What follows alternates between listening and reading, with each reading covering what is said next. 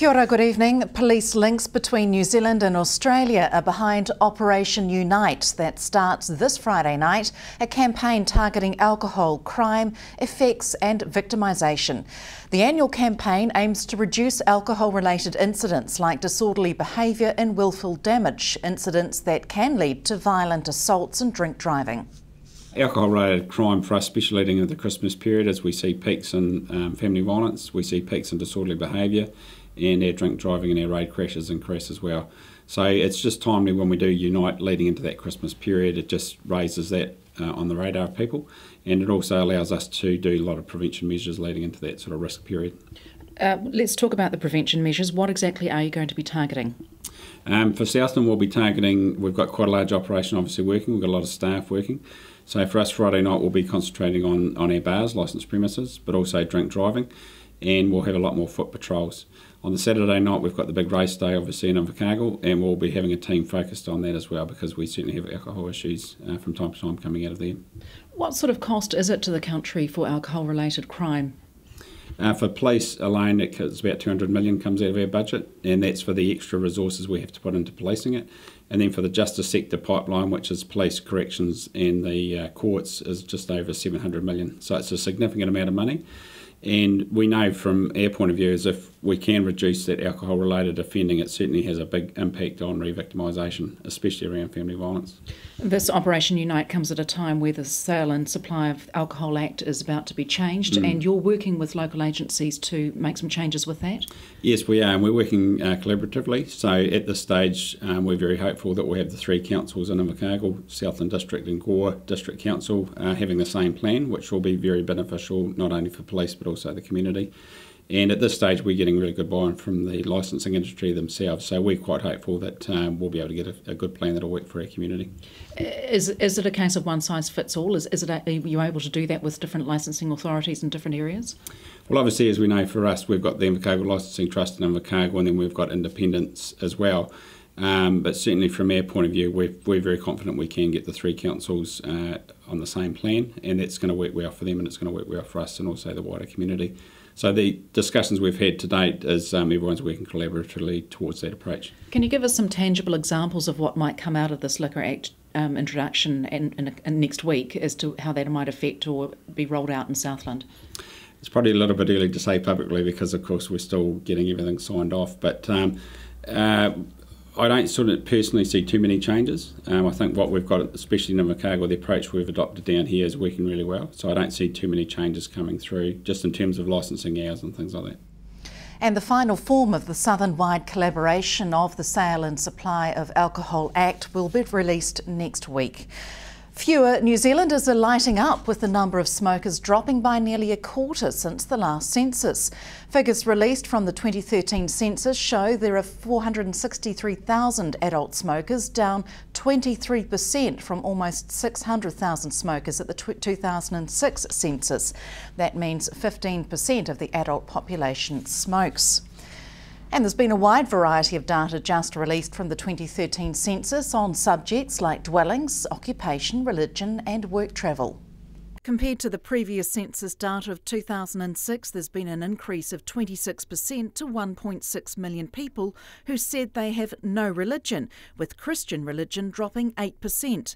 Catholic, Anglican and Presbyterian religions all decreased, while Hindu and Pentecostal increased.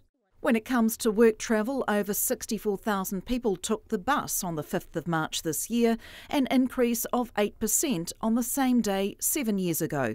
There was a 25% increase in numbers taking the train, motorcycle travel increased 33% to 26,000, and those cycling also increased, up 16% to 44,000.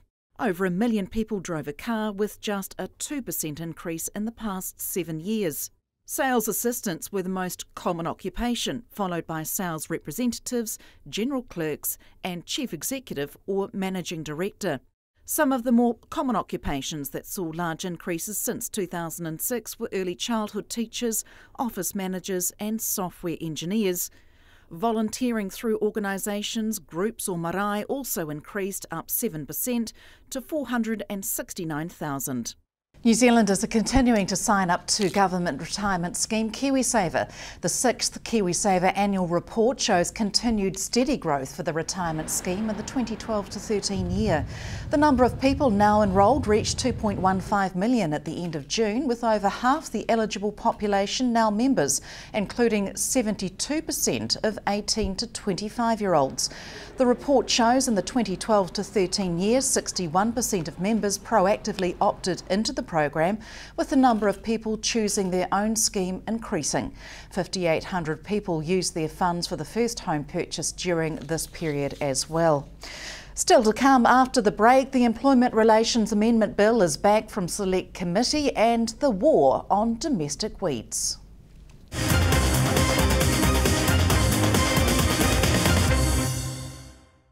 Welcome back. A Parliament Select Committee report released yesterday shows little change to the proposed Employment Relations Amendment Bill, inciting concern from opposition parties and unions. Despite over 12,000 submissions against the proposed bill, a Select Committee has recommended virtually no change, instead supporting the removal of lunch and tea breaks and the ability for employers to walk away from collective bargaining if talks fail. The Select Committee also recommended docking employees' wages by 10% for partial strike action, including breaking an employment agreement or refusing to wear a uniform.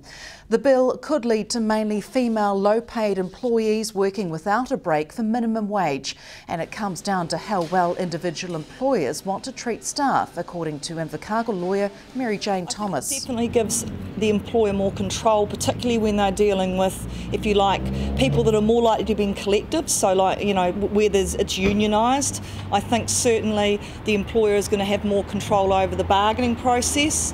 The employer is certainly going to have more control. There's a significant matter there where you used to, if there was a collective, when you went in, you were on the collective. And it sort of, I think, gave the opportunity, I suppose, to be unionised and get those, get the protections that are often in a collective. That's proposed to go. So certainly I think for larger employers, I suspect that will be helpful to them. And from an employee's perspective, if there's some benefits for large employers, perhaps not so good for some employees then?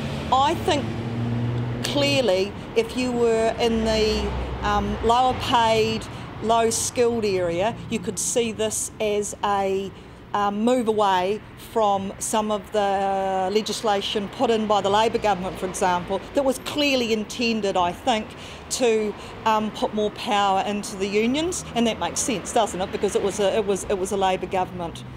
As far as this coming out at a time when we've just seen stats released about the poverty that is being faced in New Zealand, do you think that this is potentially going to force wages down? I think the argument is this. The argument, if I put my my right-wing hat on, is the more money employers make, the more they can put it back in, you know, and it works. I mean, that's always the argument, isn't it? Remove these controls so we can make a buck, which we all then flow on to our workers and create more jobs. My mother's left-wing side of me would say, well, that's all very well, but if employers just want to make money, then of course it will, because the less they pay their workers, the more profit they make. The bill is set to go through final stages early next year. It's hoped a free workshop in Bluff tonight will help enthusiastic gardeners identify and control garden weeds. Getting southerners to wise up to weeds is seen as crucial in keeping rampant domestic plants under control. Mostly to help people figure out what's actually in their garden and why it's a problem. You are targeting domestic gardeners with this. What are the key concerns with the weeds that are becoming more rampant? Mostly it's around people that call me quite regularly, and they have a lot of questions about what is it, how do I control it, is it something I can do, or is it something that, you know, I need a professional to come and deal with. So it's more addressing a lot of those questions, as well as introducing some weeds that they probably haven't come across before and might be in their garden. So a lot of them die down over winter, so you won't be able to identify them in winter, which is one of the big reasons why we have them in summer. So you've got all the flowers and fruit and things, so it makes it a lot easier to identify them. Also, in the sort of late summer, the ones that have berries and things, they do move around a lot more. So as well as being able to identify them, if you can get rid of them before they fruit, you might actually end up with less weed seeds as well. The workshop is also helping with those control methods and going, okay, here's things that you can do, that you can go down to your supermarket and buy, you can go down to the local nursery and buy, and actually do something about. So they're not difficult. And then also, hopefully it would reduce the green waste as well, because you're dealing with it in your own section. You're not actually taking the green waste away and dumping it somewhere, which is another one of our big problems in Southland, is a lot of people take their green waste and pop it somewhere else, and then some of these really bad weeds take off and away they go.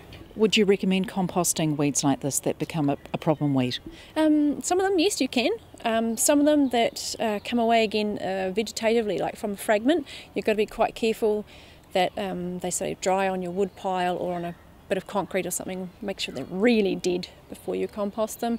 You also need to be careful with seeds and things like that, because your compost might not get hot enough to get rid of them, so you might need to take those off first or kill it when the seeds aren't ripe or something like that. Yeah.